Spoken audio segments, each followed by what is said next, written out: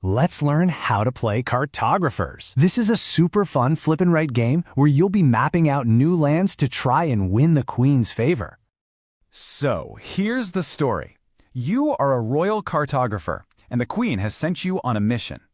Your job? To chart a brand new territory and claim it for the kingdom. Cartographers is a game for, well, pretty much anyone, from 1 to 100 players, and it usually takes about 30 to 45 minutes to play. In this explainer, you're going to learn everything you need to know to get started. Okay, let's dive right in. What are you actually trying to do to win this game? Your goal is actually really simple. Get the most reputation stars.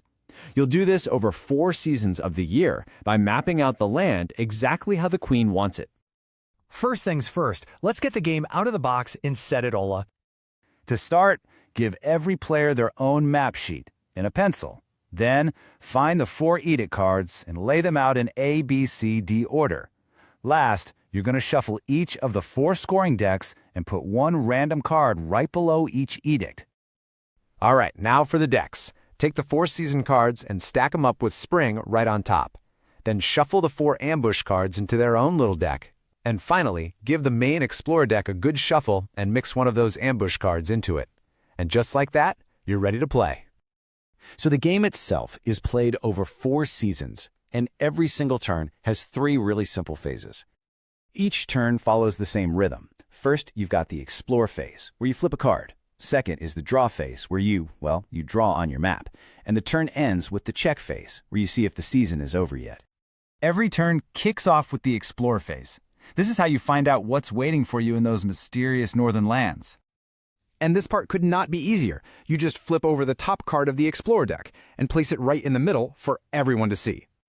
Now take a look at the corner of that card. You'll see a number. That's the time value. This one here has a value of 1. These little numbers are really important because they decide how long a season lasts. We'll get to that in the check phase.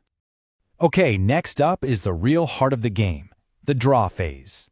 This is where you actually get to do your job and map the territory. So everyone looks at the card that was just flipped. At the exact same time, all players get to choose one of the terrain types on the card, like forest or village, and one of the shapes that's available. You'll draw that shape on your map and fill it in with the terrain you picked. You can totally rotate or even flip the shape to make it fit just right, but you can't overlap anything you've already drawn, and you can't go off the edge of the map. And hey, if you just can't fit any of the shapes, no worries. You just have to draw a single 1x1 square of any terrain type you want. But hold on, you got to be careful. If the card you flip is an ambush card, everything changes. You have to pass your map to your neighbor. Yep, they get to draw a nasty monster shape on your beautiful map, trying to mess up your plans. Then they pass it back. Trust me, these monsters can cost you points later on.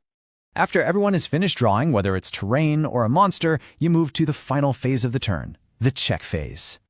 So, in this phase, you add up the time values from all the Explorer cards revealed so far this season. Then you look at the current season card and compare your total to its time limit, or threshold. If your total time value meets or goes over that threshold, bam! The season is over and it's time to score. If your total is still too low, then the season just keeps going. You simply start a brand new turn. At the end of each season, it's time for the payoff.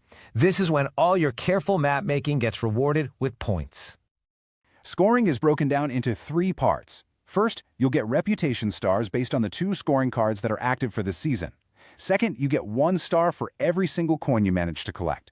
And finally, you lose 1 star for each empty space right next to a monster. After you've gone through all 4 seasons and scored for winter, the game officially comes to an end. And now for the final tally. Just add up your reputation scores from all 4 seasons, spring, summer, fall, and winter. The player with the highest grand total is the winner. And that's everything you need to know to play Cartographers. You're all set to head out and map the northern lands for your queen. Good luck.